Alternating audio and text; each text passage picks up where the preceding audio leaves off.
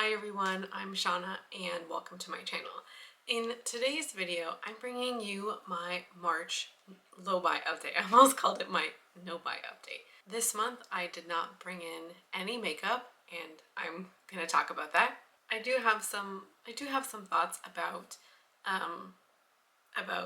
not buying makeup and that whole makeup capsule experience. I will get to that, but first I do want to talk about a couple of things that did kind of come in to my collection. And the first thing on my mind is Vesca Beauty. So I actually bought these pieces in February. The goal was to bring a review by the end of the month. I'm very excited about this brand and I purchased these products. And what led me to purchase these products was honestly their bronzer.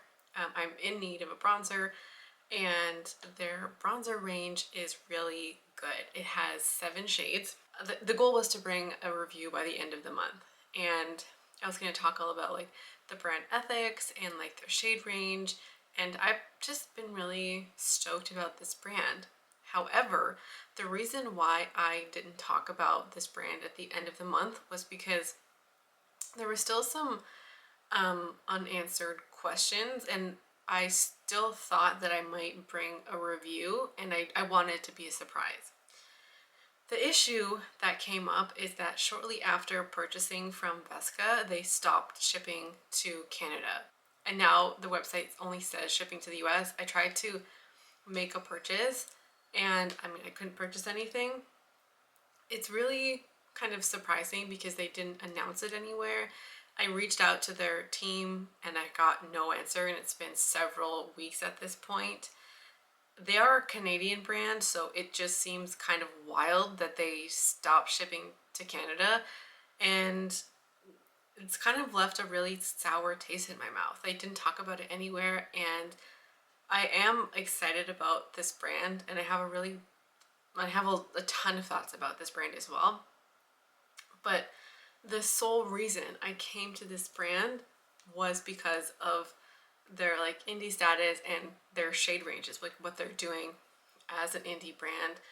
And it's so disappointing that I have not heard back from the brand, that they won't answer my emails, and that I can't get them anymore.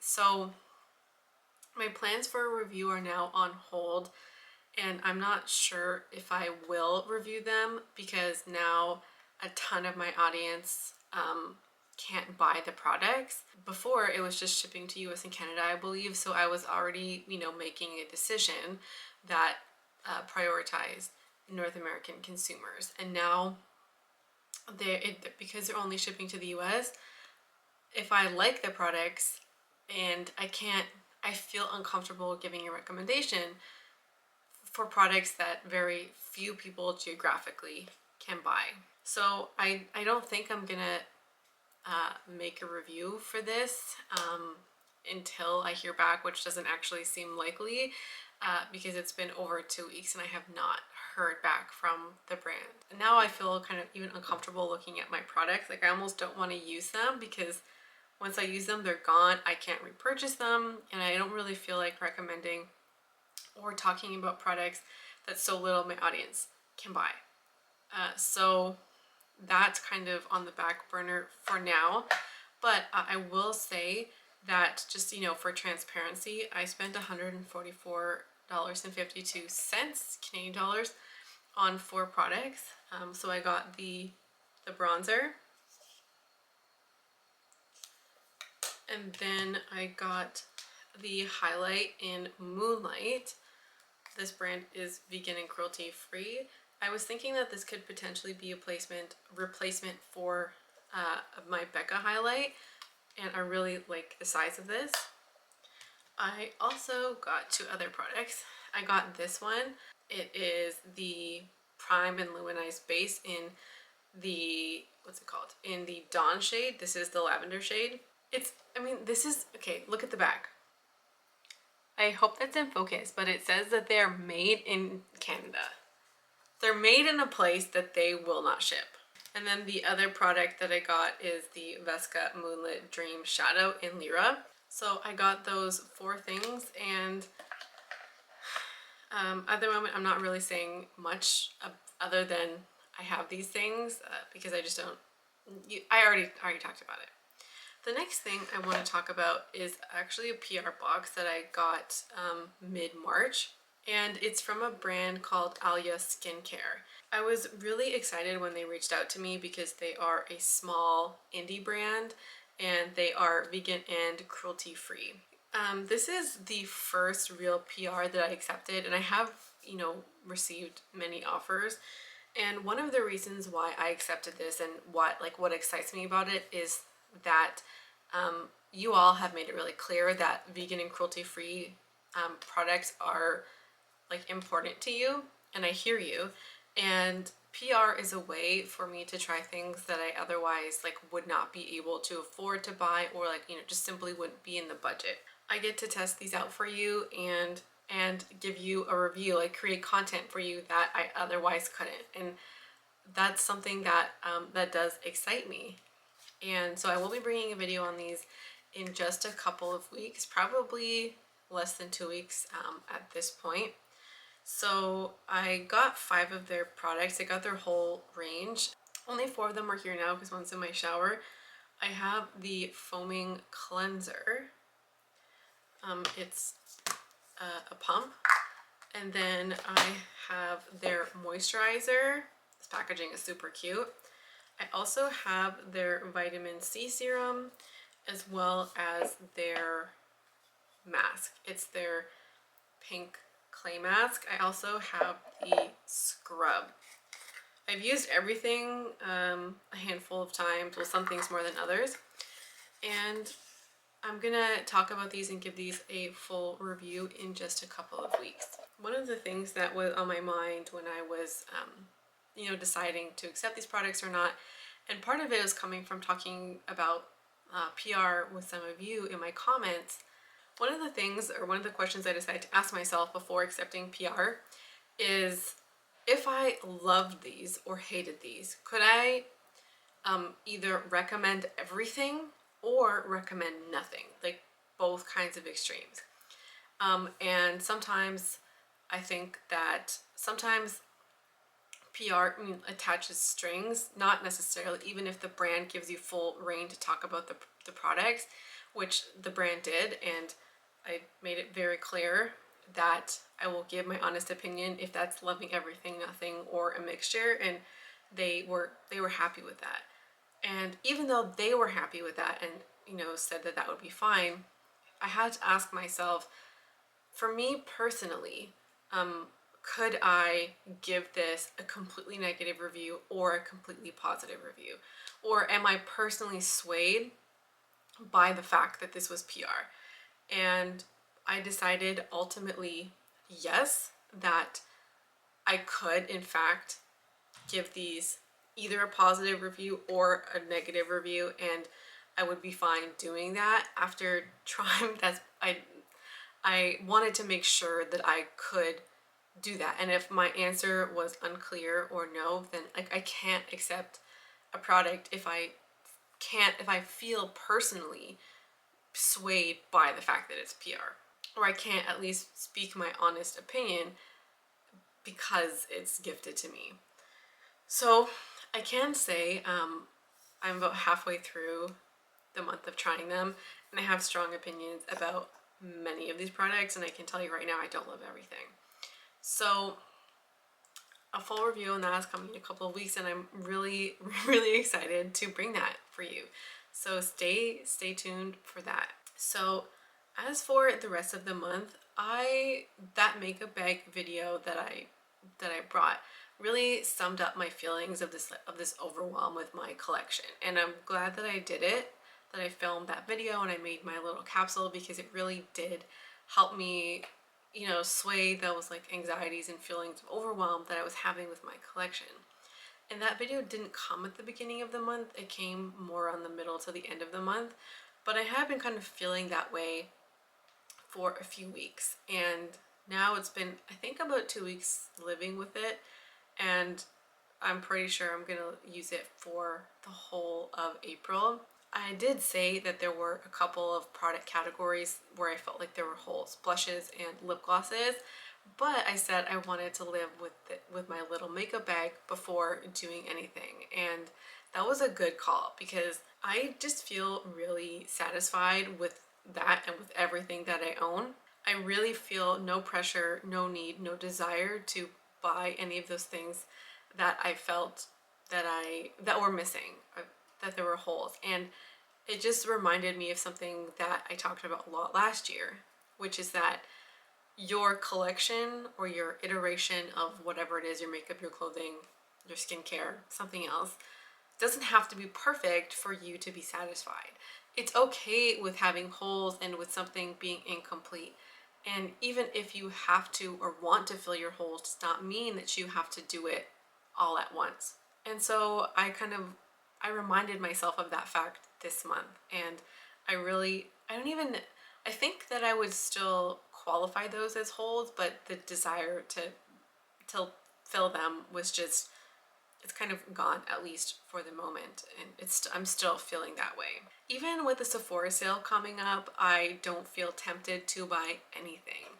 There is nothing that has tempted me or even really come close. The closest thing would be those new Huda Beauty palettes that came out, as well as that Fenty kind of complexion product. Those would be the closest things.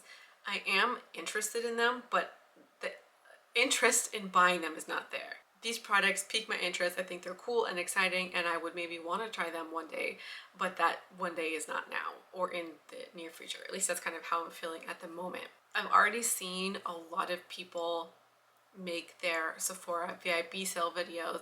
People are, starting to get psyched up for the sale, and I'm gonna link my Sephora VIP video that I made last year. I'm gonna link it for you, and I'm also probably gonna put it in my community tab because that video is all on why you don't need to shop the Sephora sale.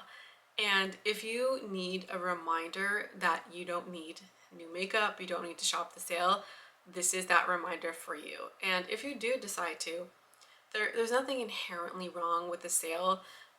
One of the few reasons why I've spoken out about it is because people often kind of lose their minds about it, and it has felt like a rallying point of the community. And in the past, I've just used it as an excuse to buy makeup and to spend beyond my means. So if you are someone who's going to shop the sale, I strongly recommend that you set a budget where no matter how strong the desire to purchase something is, that it still falls in line with the budget. I have mentioned several times that there are 2 replacement products that I want to buy in the sale. And even with, seeing all that fervor and people talking about new things and giving their recommendations, I haven't really been watching those, and I haven't been tempted to watch those. And I know that there are some people who are giving some really great recommendations, and they are talking about solid products. But you don't need to buy something just because there's a sale. I probably could make a video on it, and it would probably do well because I feel like every Sephora VIP sale video does well, but I wanted to commit myself this year to again kind of making this space like a Sephora sale free zone. I decided that because so many of you last year in that video, as well as in DMs and also in some of the other videos where I've talked about the Sephora sale, you've talked about how you feel really sick and tired of seeing those Sephora videos, how they've kind of enticed you to buy and like draw you in, and you won't find that on my channel. So I decided once again that there will be no Sephora VIP sale content. And if those 2 items are still in stock when it's the sale and I buy them, you will see them pop up in my low buy update, but just kind of how it's always been, like just talking about the new thing that I bought, and that's it. In terms of how this month went, it wasn't a particularly busy month, and well, okay, I noticed in the past that when I had so much work, I had exams, those kinds of things, I become much less focused on makeup and buying things and spending a lot less time on YouTube and Instagram, where I can be kind of swayed. And this month wasn't more busy than usual. I did write another exam. I think I passed this time. It's my Italian exam, and I wrote that for the 3rd time. and I'm pretty sure I passed. I hope I passed. I feel pretty good about it. That was kind of the busiest thing. I did some marking this month, but not like super, super crazy. The bulk of my marking, or the rest of my marking, is going to happen in April. It wasn't as though I was so busy and there's so much kind of going on that I felt almost like distracted from the newness, and that wasn't really the case. My parents did get a new dog, which has been really exciting, but she's only been around here for a week, so I can't even say that either. For myself, I do notice that when I get overwhelmed and like stressed with life, I just film YouTube videos. That's kind of my release to defocus on all the things that, you know, stress me out. And for the past year now, YouTube has kind of been my outlet. When I'm stressed and overwhelmed, I'll just sometimes make YouTube videos and I guess use it as a way to avoid some of the other things. And I've been doing that lately. So I guess in a sense, I'm more active on YouTube than maybe in the past. I have been studying for that exam and I did prioritize it, but it wasn't like when things were back in November or December or the start of term. So I guess this is my roundabout way of saying is that this kind of disinterest in makeup and not buying things is coming from a different place this time than it has in the past. And this time it's coming from that overwhelming feeling. And it hasn't, I'm no longer overwhelmed, but the disinterest in buying new things is still there. And I'm not mad about it. It's not a strict no buy, and I have previously felt like if I'm not buying something and it, you know, kind of goes on long enough, it's like, oh, I really want to finish the month, you know, I want to finish it out when I don't want to buy anything. That's not quite this time too. It's almost like, do you ever have that feeling when you're hungry but you don't know what to eat and like nothing is exciting and you're just like everything is just meh? That's kind of how I feel about the makeup space right now. It's not as though there are no new releases that are exciting. It's just like everything is meh and I'm just kind of disinterested. And I did end up filming a few more videos than normal. One of them is sitting on my channel. I did upload it to my channel, but I just wasn't really sure if I wanted to post it or not. It's a video of me trying on all my pants. There are some videos where it's okay to have a swing and a miss. You know, like if my makeup capsule or something else, if you know, if it was a swing and miss, that's okay. But this was one of those videos where I just didn't know about it. I just wasn't sure. So it can sit there as long as it wants, but I'm bringing that up to kind of say that maybe you didn't see all the fruits of the labor that I have kind of been working on this past month, but I have been working on more videos than usual. And even this weekend, I wrote my exam yesterday and I'm just like, the first thing I want to do is film some videos. I can't say that I've been a little bit more preoccupied with capsule wardrobes and kind of working on my spring wardrobe. I've been feeling really passionate and really interested in that. So my energy is, I feel it directed towards that. Last year, I really didn't buy very much or many clothes.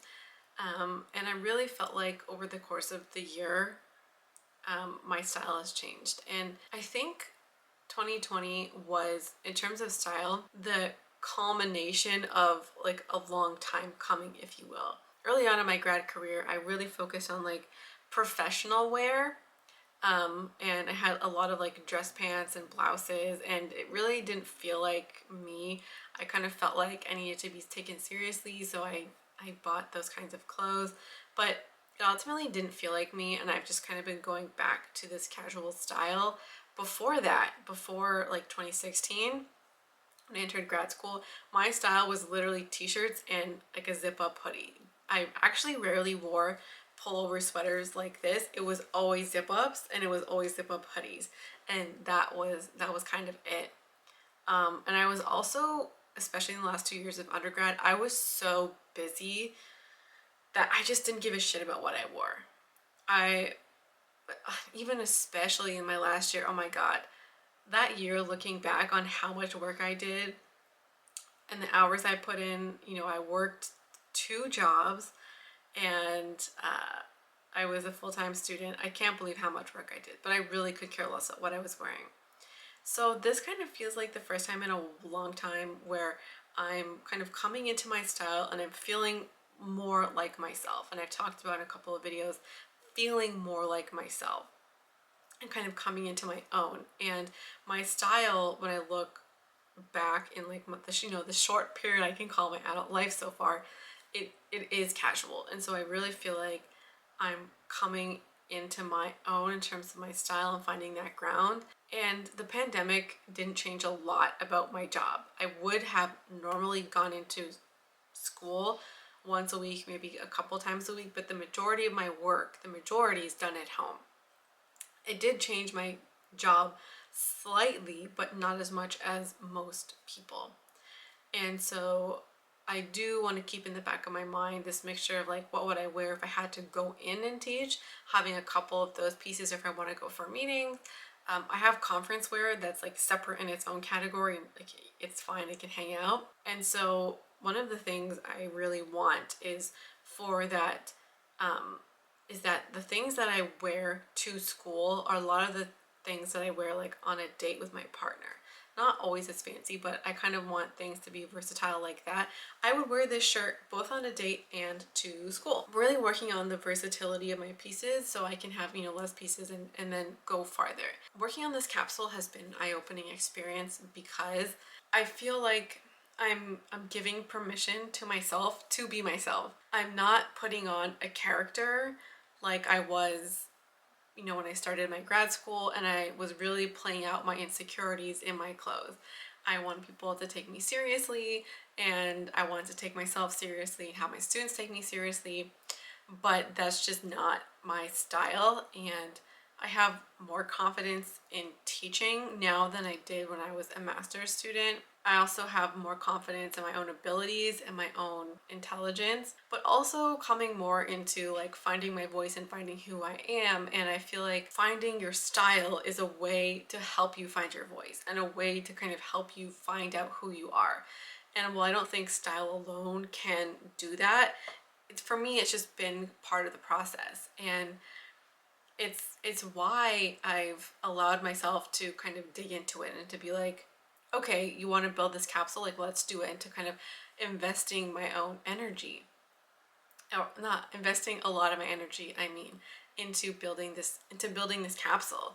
And it's exciting because I feel like I'm in the middle of the process of doing this thing that's so good for me, like so good for my identity, my self-expression, and my confidence.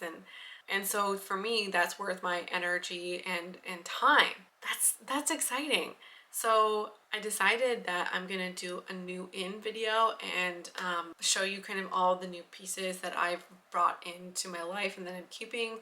Hopefully that will come up in the next week. It's actually quite a few things, and one of the reasons why I was okay with that is because majority of the pieces are not spring specific. There's only 3 items I can think of that like would only really be good for one season. Everything else is really versatile, like will go with and be able to be used across multiple seasons, like those Aritzia cardigans that you've already seen. And that's really what I want. And I mean, I haven't purchased clothing in a year. I'm glad I didn't buy things last year because that was the time I needed to kind of, I was really insecure last year, and I knew I needed to come into my own and find my confidence, and I am working on that, but I wasn't at that place to really kind of recognize how that impacted my style or even some of the things that I talked about now. So I'm really happy I had that kind of year off last year. Now I feel like I have a much clearer direction, and some of my things do really need to be replaced and other things to be added, and I'm really just welcoming in that process and embracing it. I'm kind of excited to see how things go. Now, as we are leaving March and we're now into April, one of the reasons I think I was filming videos this weekend is because another lockdown was just announced, another 30 days of lockdown, and over time, you know, I've come to handle it better, but there's some apprehension and worry and like, please let this shit be over, you know? And so I just kind of dove into a distraction, and I felt like I needed it this weekend, as these announcements were happening and these transitions are happening. And to me, this kind of felt like the most productive use of my time, instead of like lying in bed and then kind of like being worried and freaked out just by myself and doing nothing. At least now I'm distracting myself in a way that is positive. Not just positive because I'm doing something, but positive because if I were to go into that former route, I feel like that would be destructive, whereas this doesn't feel that way. We're heading into another lockdown, and yeah, it's like kind of messing with me a bit. And like the other two, nobody deals with this well. So I know that I'm not alone, and I know that like I'm still going to see my partner, and basically things are just going to continue as they were. But it just feels like, oh, lockdown. It kind of feels heavy, you know, even though at least for me and how things have been going the last couple of months, things aren't going to be changing all that much. What does suck is that I can't do research. I had planned to start research in May, and now that's likely not going to happen. So that's a bummer. I don't know if you felt my energy drop as I talked about it. I'm I'm feeling the worries in my head. And part of that worry is that once I'm done marking these next set of papers, is I have no more teaching, no more marking, none of that biggest distraction, and then it's all on my own project. And if you've watched any of the most recent updates, you know how I'm feeling about school, and I'm just trying to not get too much in my head about it and kind of take things day by day. We got to get through it the best we can. I can say that having this channel, while having, you know, COVID, has been a true blessing for me, because it's been a really great distraction. And not just a distraction, but it's like awesome to like meet new people and to build a community in such a stressful time, and definitely helps me kind of take my mind off things. This was supposed to be a quick video, but I don't think those kinds of things exist for me. I will embrace that. I did talk about maybe not filming this video because I didn't feel like I had a ton to say about like why I didn't buy things and why I wasn't feeling the need or the desire to buy things. It's not as though not wanting to buy things is abnormal. I couldn't quite put my finger on exactly why I was feeling that way, or exactly why I wasn't interested. And it could simply just be like, we go through motions, right? We go through ups and downs, you know, desire, and then sometimes we're not. And that's fine. And some of the realizations I made about like my wardrobe are equally as important to me. So that's gonna wrap up this video. Thank you so much for watching and being here. I hope you like this video, and I also hope to see you again around here soon. Bye.